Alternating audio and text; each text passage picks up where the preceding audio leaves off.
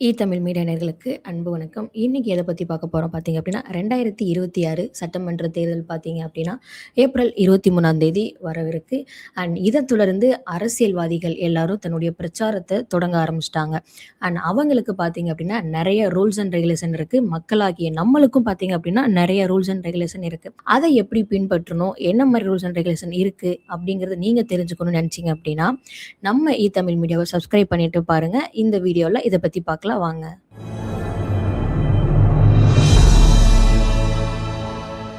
ஆங்காங்கே இந்த சட்டமன்ற தேர்தல பொறுத்து, ஆங்காங்கே இருக்கக்கூடிய காவலர்கள் பார்த்தீங்க அப்டின்னா, ஏன் இவ்ளோ பேர் இருக்காங்க?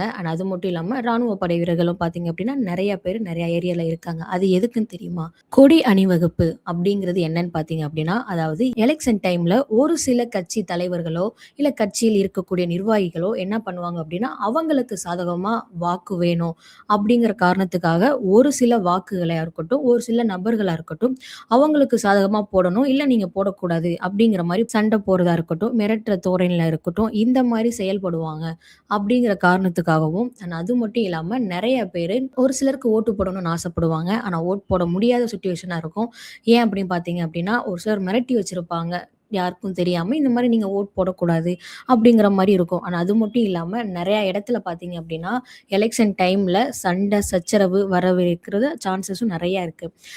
இந்த டைம்ல பார்த்தீங்க அப்படின்னா, எலக்ஷன் டைம்ல எந்தெந்த ஏரியால இந்த மாரி சண்டை சச்சரவுகள் இருக்கோ, அந்தந்த ஏரியால இந்த மாரி கொடி அணிவகுப்புங்கிறது, இந்த மாரி காவலர்கள் பார்த்தீங்க அப்படின்னா, அங்க அதிகமா இருப்பாங்க. இது என்னன்னு பார்த்தீங்க அப்படின்னா, அங்க இருக்கக்கூடிய மக்களுக்கு, "நாங்க இருக்கோம். யாருக்கு வேணாலும் நீங்க தைரியமா ஓட்டு போடுங்க.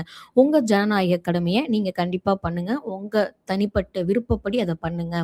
எந்த ஒரு அரசியல்வாதியோ, எந்த ஒரு அதிகாரத்தில் இருக்கக்கூடியவங்களோ யாரும் எதையும் மிரட்டக்கூடாது. அது மட்டும் இல்லாம அங்க பொதுமக்களுக்குள்ளேயே எதிர்க்கட்சியா இருக்கட்டும், அவங்களோட கட்சியா இருக்கட்டும் 2 கட்சிகளும் சேர்ந்து சண்டை சச்சரவு வர்றதுக்கான வாய்ப்பும் இருக்கு. இத தொடர்ந்து பார்த்தீங்க அப்படின்னா, ஆல்ரெடி 1990லேயே பார்த்தீங்கன்னா, இது ஆல்ரெடி இந்த மாரி சண்டை சச்சரவு எலக்ஷன் டைம்ல வந்திருக்கு.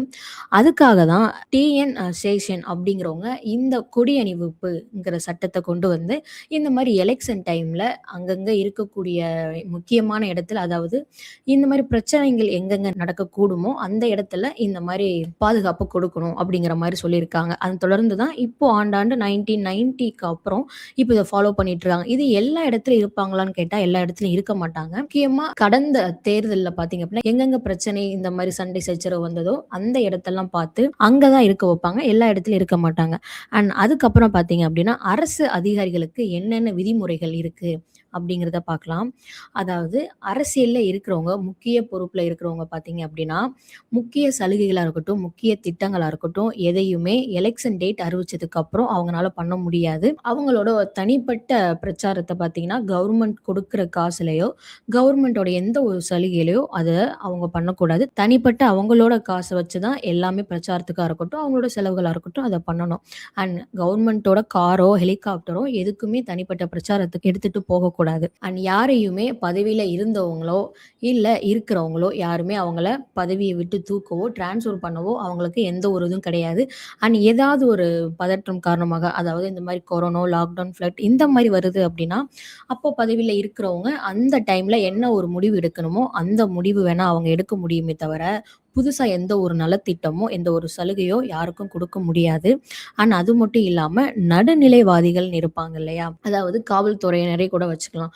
அவங்களோ இல்ல பெரிய அதிகாரிகளோ அவங்கலாம் பார்த்தீங்க அப்படின்னா, அரசியல் அதிகாரிகளா இருக்கட்டும், நார்மல் மக்களா இருக்கட்டும், இவங்க யாராவது அவங்க மேல போய் கம்ப்ளைண்ட் குடுத்தாங்க அப்படின்னா, அவங்க ட்ரான்ஸ்ஃபர் பண்ணப்படுவாங்க. அது யாரால பார்த்தீங்க அப்படின்னா, தேர்தல் ஆணையம், எலக்ஷன் கமிஷன் சொல்லிட்டு இருப்பாங்க. அவங்க தான் இடமாற்றம் பண்ண முடியும். ஒருத்தருக்கு மட்டும் சப்போர்ட் பண்ணியோ, ஒருத்தர ப்ரமோஷன் பண்ணியோ, அதாவது நடுநிலைவாதியா இருக்கக்கூடியவங்க பண்றாங்க அப்படின்னா, நடுநிலைவாதியா இருக்கக்கூடிய அரசியல்வாதிகள், காவல்துறையினரா இருக்கட்டும், இந்த மாரி ஆளுங்க ஏதாவது பண்றாங்க அப்படின்னா, அவங்கள ட்ரான்ஸ்ஃபர் பண்றது கூட சான்ஸ் இருக்கு. இது ஆல்ரெடி பார்த்தீங்கன்னா, மேற்கு வங்கத்துல 2021ஆம் ஆண்டு டிஜிபி தளத்தில இருக்கக்கூடிய காவல் ஒருவர் இந்த மாரி ஒரு அரசியலுக்கு அவர் சார்ந்து அங்க போய் இருந்திருக்காரு. அவர பார்த்தீங்க அப்படின்னா, ட்ரான்ஸ்ஃபர் பண்ணியிருக்காங்க எலக்ஷன் கமிஷன். 1990ல பார்த்தீங்க அப்படின்னா, தன்னுடைய சொந்த செலவுல பிரச்சாரம் பண்ணாம, அரசியல்ல இருக்கக்கூடிய அரசியல்வாதிகள் என்ன பண்ணாங்க அப்படின்னா, ஆட்சியில இருக்கும்போது, அதாவது கவர்மெண்ட்டோட காச எடுத்து அவங்களோட தனிப்பட்ட பிரச்சாரத்துக்கோ, அவங்களோட தனிப்பட்ட கட்சிகள் சம்மந்தப்பட்ட செலவுகளுக்கோ பயன்படுத்திக்கிட்டாங்க.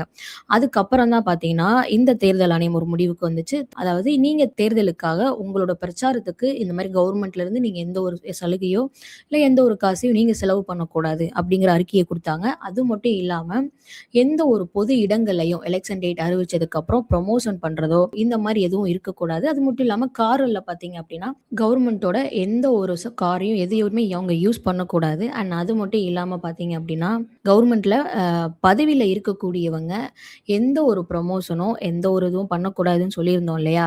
அவங்க மட்டும் இல்ல, அவங்களுக்கு சப்போர்ட் பண்றமா இருக்கக்கூடிய மக்களும் பார்த்தீங்க அப்படின்னா, எந்த ஒரு ப்ரமோஷனோ, அந்த கட்சி சார்ந்த கொடிகளோ, சின்னம் ரிலேட்டடா இருக்கக்கூடிய சிம்பல்ஸோ எதையுமே ப்ரமோட் பண்ணக்கூடாது.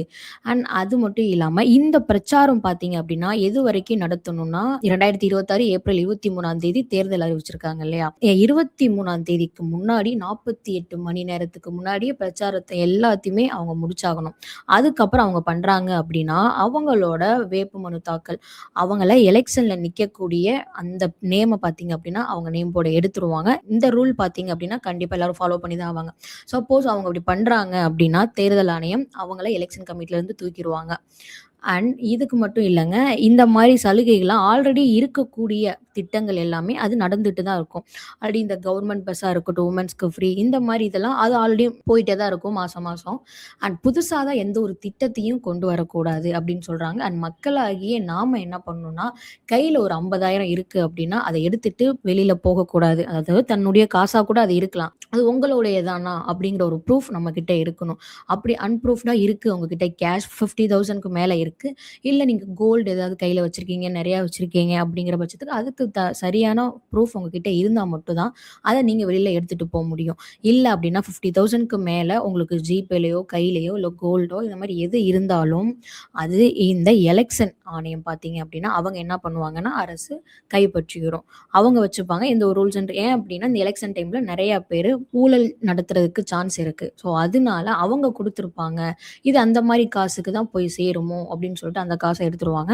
அண்ட் மக்களாகிய நம்ம பார்த்தீங்க அப்படின்னா, 50,000க்கு மேல இருக்குன்னா, கரெக்ட்டான ப்ரூஃப் கையில வச்சுக்கிட்டு தான் வெளியில போணும். இன்கேஸ் நம்ம கேஷா கூட இருக்கலாம். ஆனா, அதுக்கான ப்ரூஃப் இல்ல அப்படின்னா, கவர்மெண்ட் அது படிச்சுக்கும்.